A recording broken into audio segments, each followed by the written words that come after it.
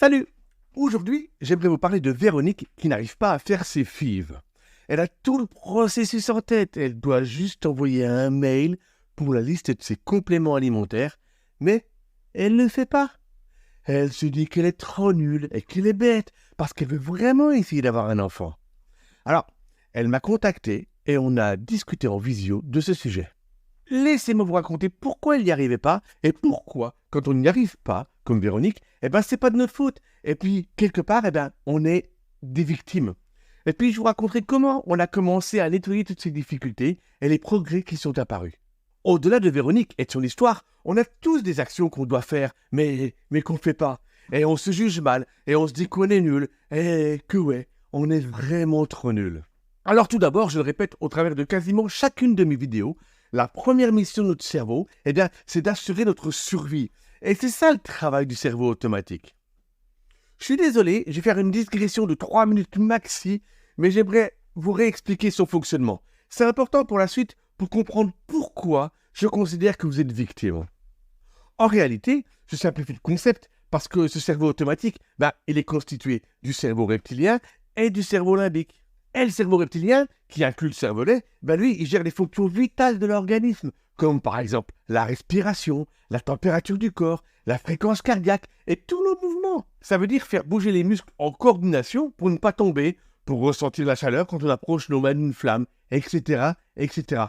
Et heureusement que c'est automatique, parce que vous imaginez s'il fallait qu'on pense à tout ça en plus de notre vie quotidienne.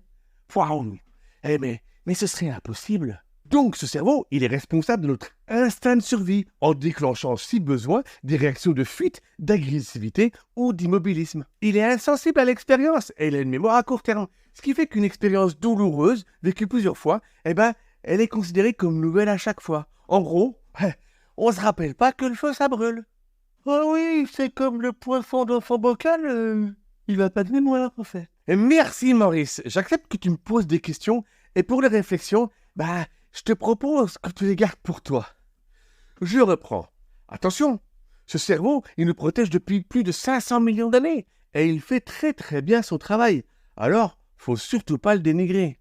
Et comme l'homme, il a évolué tout doucement et qu'il en avait marre de se brûler à chaque fois, la nature, elle nous a doté d'un cerveau limbique, qui est le cerveau du centre de nos émotions. C'est là qu'on retrouve le couple amygdale-hippocampe. Et ouais, pour savoir ce qui se passe dans notre environnement, nous avons nos 5 sens, que l'on appelle le VACOG, pour le visuel, l'auditif, le kinesthésique, l'odorat et le goût. Ces 5 sens, ils passent par l'amygdale, un peu comme un agent de sécurité à l'entrée d'un magasin. Et pour savoir si la situation que nous vivons est une situation de danger, alors l'amygdale, elle demande à l'hippocampe, qui a un énorme disque dur et qui garde en mémoire toutes les situations dangereuses et traumatiques que l'on a vécues. Il a en mémoire également ce que nos ancêtres nous ont transmis, ce que l'on appelle l'intergénérationnel ou le transgénérationnel. Why not? On aurait des situations dangereuses transmises par nos ancêtres. Mais t'es déjà complètement fou, Manu. Merci Maurice pour cette interruption et merci aussi pour la remarque que je suis fou. Aujourd'hui, toi Maurice, tu as peur de parler en public. Et je te rappelle qu'on en a déjà parlé. On a fait une visio là-dessus.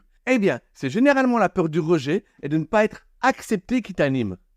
Mais cette peur, elle est ancestrale, c'est-à-dire qu'elle provient de la préhistoire, où, à ce moment-là, quand tu étais rejeté de la tribu, la tribu, elle te jetait dehors et tu te retrouvais sans protection, à la merci de tous les prédateurs. Et là, je peux te dire que clairement, c'était dangereux, parce que tu risquais la mort très rapidement.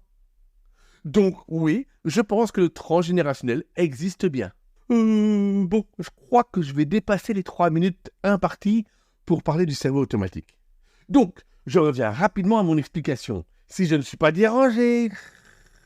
L'hippocampe, elle garde toutes les situations dangereuses en mémoire, et quand l'amygdale, elle présente une situation, lui, il regarde si elle correspond à une situation déjà vécue.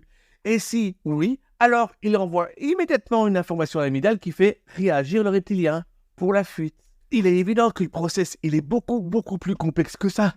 Et mon intention ici, c'est de vulgariser cette notion de cerveau automatique en un système simple. Ok pour le cerveau automatique, mais alors, pourquoi est-ce que je dis qu'on est une victime?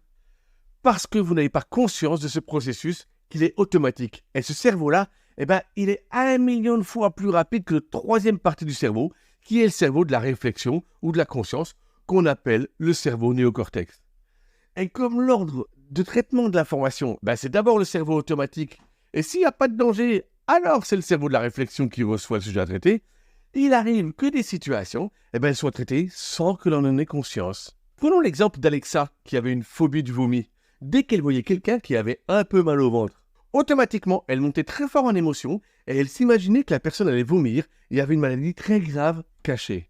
Alors ouais, ça peut paraître idiot, mais dans sa vie d'enfant, elle a vécu des scènes de personnes qui avaient envie de vomir. Et ça s'est inscrit dans son cerveau comme une situation dangereuse. Elle ne comprenait pas pourquoi elle avait cette phobie. Eh bien, c'est pareil avec Véronique et avec ses filles. Elle n'était pas capable de faire un mail au docteur pour avoir une ordonnance de traitement. Elle avait toujours quelque chose de plus important à faire et elle procrastinait. En réalité, elle avait peur de tomber enceinte parce qu'elle avait subi plusieurs attouchements sexuels quand elle était petite et qu'elle imaginait que son enfant, il allait subir la même chose. De plus, elle devait prendre l'avion au moins 3 fois pour aller voir le docteur. Et elle avait une phobie de l'avion parce qu'elle a eu 3 expériences assez traumatisantes dans sa vie. Et ouais, à 11 ans, elle devait prendre l'avion, mais elle décale son vol et l'avion, il a eu un accident. À 13 ans, elle avait fait un vol en petit avion et il y avait du mauvais temps et elle a cru qu'elle allait mourir. Et enfin, pour faire ses vivres, elle doit être en anesthésie générale. Et une fois, on lui a injecté un produit fort qui l'a mis très très mal pendant plusieurs jours. Alors c'est sûr, quand tu penses à toutes ces choses qui peuvent t'arriver juste à l'idée de faire des fibres, le cerveau, il fait tout pour qu'on procrastine. C'est normal, mais c'est pas de notre faute. Manu? Oui, Maurice, je t'écoute. Ok, mais comment on fait alors? Eh bien, il faut enlever la charge émotionnelle liée à chaque événement enregistré dans l'hippocampe pour qu'il oublie que cet événement, c'est une situation de danger. Et pour ce faire, il existe l'EFT, qui est une technique de libération émotionnelle très très puissante. Comment ça marche? On va rappeler le souvenir douloureux et on va tapoter sur des points du méridien du corps. Ça paraît étonnant, mais à chaque fois, c'est ultra impressionnant. Une personne qui a une émotion de 10 sur 10 sur une situation donnée, après 4-5 rondes, elle se retrouve sans avoir aucun ressenti de danger. Ok Manu, mais ils en font quoi les abonnés de tout ça? Oui, c'est vrai Maurice. Si toi ou un abonné, tu as une tendance à procrastiner, à repousser à demain des choses à faire, la première chose, c'est de l'accepter et de se dire que même si j'arrive pas, je suis une belle personne et je m'accepte totalement. Ça permet de nous dissocier de cette chose que l'on ne fait pas. Je ne suis pas un fainéant, c'est mon expérience passée qui me fait éviter de revivre un autre trauma. Et ce n'est pas de ma faute, en fait, quelque part, je suis une victime. Ok pour victime, mais on est responsable de rester dans cette situation ou de vouloir s'en sortir. Ensuite, soit on peut faire des rondes d'auto-EFT tout seul, et je vous ferai une vidéo sur le sujet, mais le mieux, c'est de rencontrer un praticien qui va vous poser des questions sur le pourquoi du comment, et avec nos réponses, il va enchaîner des phrases en tapotant pour supprimer la charge émotionnelle liée à cet événement. En fonction du type de traumatisme, cela peut prendre 1 ou 2 séances. Attention, pour les traumatismes complexes, il faut prévoir beaucoup plus de temps. L'avantage avec moi, c'est que je suis en visio et que c'est facile d'accès parce que ça ne dure qu'1 heure et que tout ce qu'il dit, ça reste entre nous, on est les gardiens. Donc, je résume. En 1, il est important de s'accepter comme on est en se disant que l'on est une victime. Et en 2, prendre contact avec un praticien EFT qui nous fera faire des rondes de tapping. C'est trop simple. Et là, je vois des personnes dire « Ouais, bullshit, c'est n'importe quoi, encore un gourou qui nous raconte des cracks. » Oui, avec plaisir.